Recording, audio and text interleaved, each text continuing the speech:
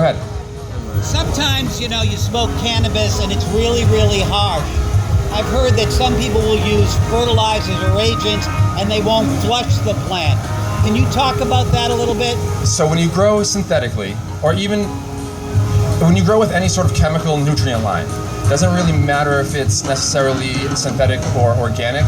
When it's a chemical or when it's a liquid nutrient that has to get delivered through a solution, there's going to be like chelating agents and there's going to be things in there to help the plant absorb it. Like I said before, it doesn't have that living microorganisms that do the process for it. So there's things that get in there that don't necessarily burn off clean, and they don't burn. They're like you said, they would be fertilizers and such. So cannabis, when it takes anything in, it likes to hold onto it. It doesn't really let it go very well. So the flushing stage comes because a lot of those chemical fertilizers, they have to have some sort of a carrier that it brings it to the plant and allows it to be usable. And it's usually some sort of like alkaloid or some sort of salt. And that's like the crust that builds up on the sides of pots when you're growing. That has to be flushed out of the rhizosphere, away from the roots, so that the plant can just, as it's finishing up and getting towards the end of ripe, it'll start drawing those things that it no longer needs back out of the plant. The leaves are going yellow. That's all going back down into the soil. If those roots are all clogged up with a bunch of salts and things from the chemical fertilizers, that stuff can't get out of there. It stays in your bud, and then when you smoke it, it doesn't burn off. It gives you a harsh taste, and you might be left with a big black nugget in the bottom of your pipe.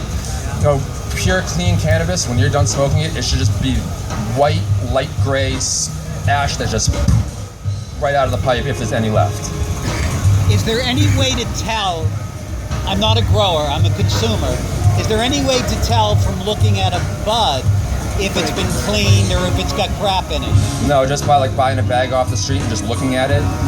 No, you're not. No, you're not going to tell if it's been flushed properly at that point. You're not going to tell until you smoke it and it burns the hell out of your throat and leaves a big crust in the bottom of your pipe. That's no good.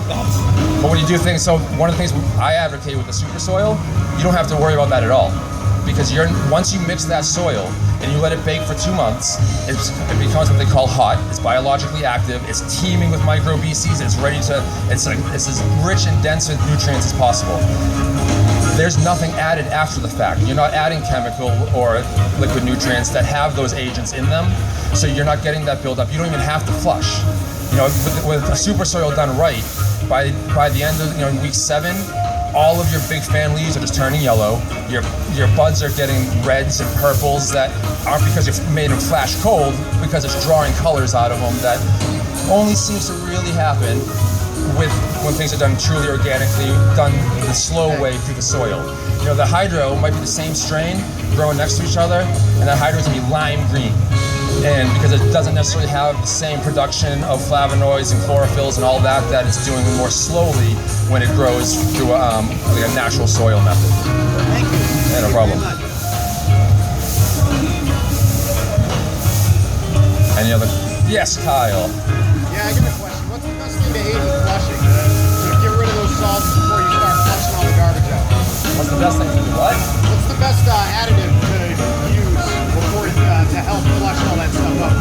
PSD card out. Additive? Something to aid in flushing, like a silica. So,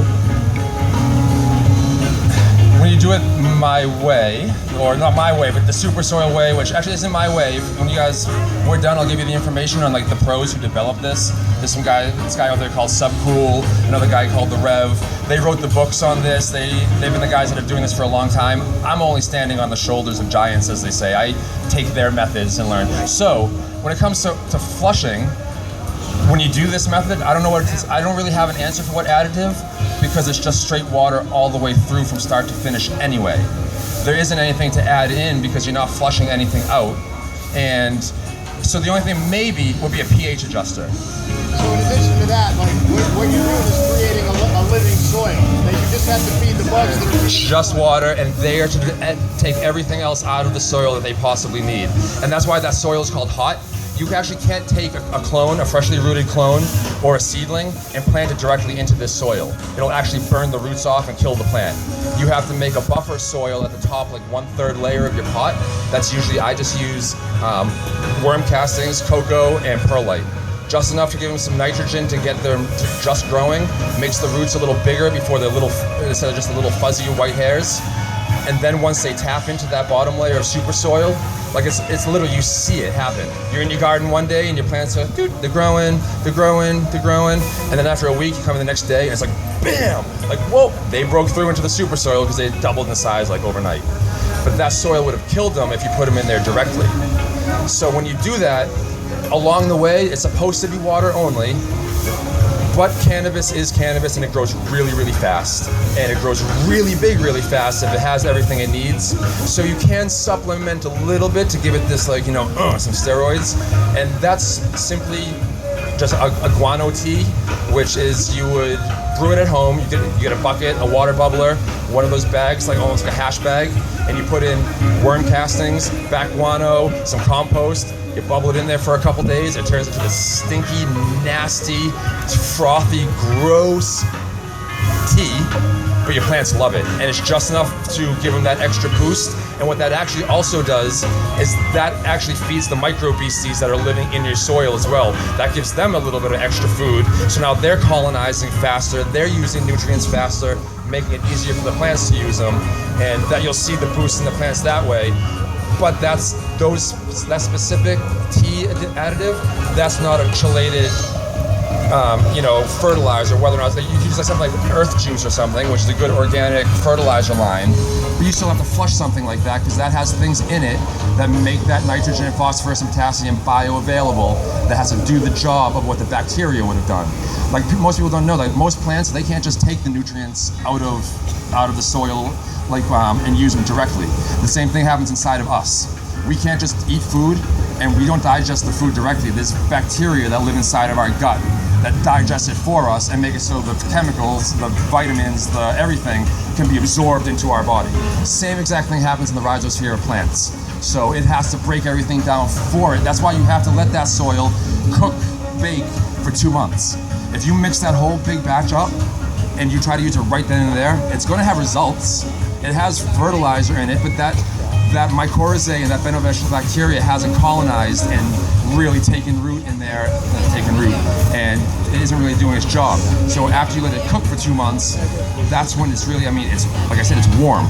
It's warm is only because that's the byproduct of bacteria doing their natural thing and giving off heat as a byproduct.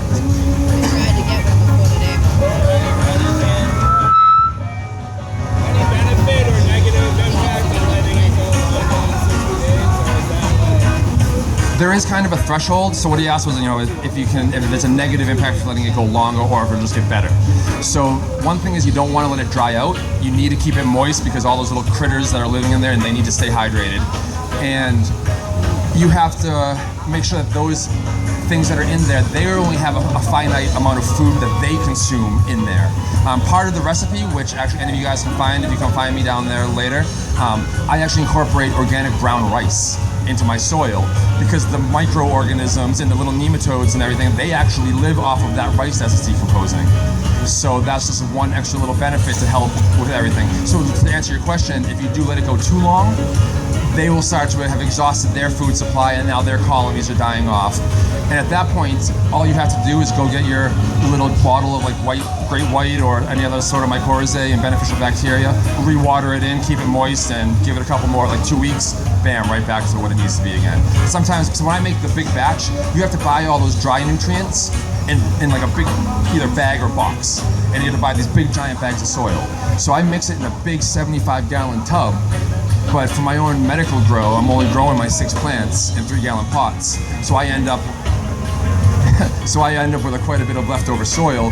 I just let it sit there, keep it moist, and like I said, when it comes time for the next cycle, I give it a little bit of extra mycorrhizae, give it a little bit of time, and on she goes. See your eyes. You guys got any other questions?